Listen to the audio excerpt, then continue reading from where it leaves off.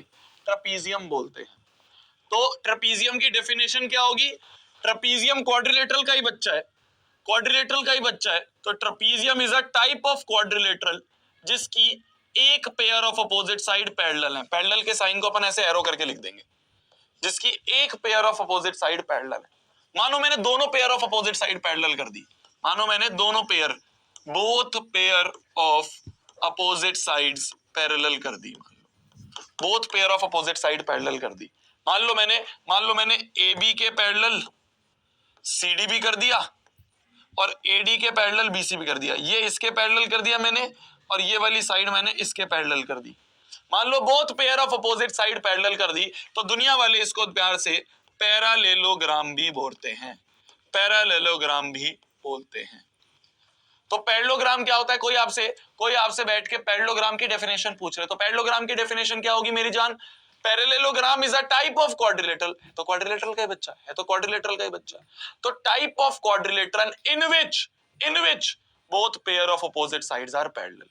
तो A B parallel होगी C D के और AD पैरेलल होगा BC के। इस बात को ध्यान से समझ लो, ये सबसे बेसिक डेफिनेशन है पैरेललोग्राम की। अगर आपको किसी फिगर को पैरेललोग्राम बनाना है तो पैरेललोग्राम बनाने के लिए अपोजिट साइड्स को पैरेलल करना पड़ेगा, ABCD के पैरेलल और ADBC के पैरेलल। ये बिल्कुल बेसिक डेफिनेशन ऑफ पैरेललोग्राम है, अपोजिट साइड्स पैरेलल होती है। ठीक है, अब आगे हम पैरेललोग्राम के बारे में पढ़ेंगे, आगे वाला चैप्टर अब हम पैरेललोग्राम के बारे में पढ़ने वाले हैं। ठीक है, आ जाओ, अब हम पैरेललोग्राम के बारे में पढ़ने वाले हैं। इस पैरेललोग्राम की अगर मैं बात करूं तो इस पैरेललोग्राम में अगर मैं ऑल साइड्स इक्वल,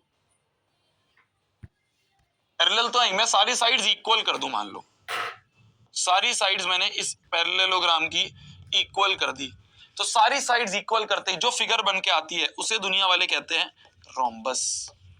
उसे दुनिया वाले क्या कहते हैं? रोम्बस। तो रोम्बस क्या है? रोम्बस की definition, rhombus is a type of parallelogram है, तो पैरेललोग्राम का ही बच्चा। तो पैरेललोग्राम की सारी प्रॉपर्टीज होंगी कि ये इसके पैरेलल, ये इसके पैरेलल होंगी। साथ ही साथ में एडिशन एक चीज आ गई है जो कि है ऑल साइड्स इक्वल, जो कि है ऑल साइड्स इक्वल। तो रोम्बस की कोई तुमसे डेफिनेशन पूछ ले, क्या बोलोगे? Type of parallelogram in which all sides are equal. सारी साइड्स इक्वल होंगी, सारी साइड्स इक्वल होंगी। क्या सारी साइड्स पैरेलल भी होंगी अपोजिट वाली? हाँ। अगर मैं पूछूं रोम्बस में क्या AB पैरेलल CD है और AD पैरेलल BC है, होगा क्या? ये भी होगा क्या? होगा। क्यों नहीं होगा? क्योंकि पैरेललोग्राम का ही तो बच्चा है। तो पैरेलल तो होंगी, साथ ही एडिशनल चीज है कि ऑल साइड्स इक्वल होंगी। तो इसकी तो सारी प्रॉपर्टीज लगेंगी। इसका भाई बच्चे के अंदर माँ बाप की सारी प्रॉपर्टीज होती हैं, तो इसकी तो सारी प्रॉपर्टीज मिलेंगी। एडिशनल में ऑल साइड्स इक्वल भी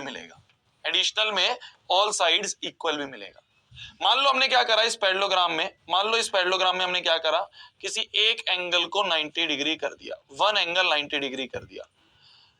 इस पैरेललोग्राम का मैंने एक एंगल 90 कर दिया। एक एंगल 90 मतलब मैंने एंगल को सीधा कर दिया। अभी एंगल ऐसा था, इस एंगल को मैंने सीधा कर दिया, 90 मतलब राइट एंगल कर दिया,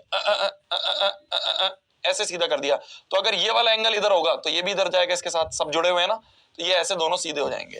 तो ये कुछ ऐसा बन जाएगा।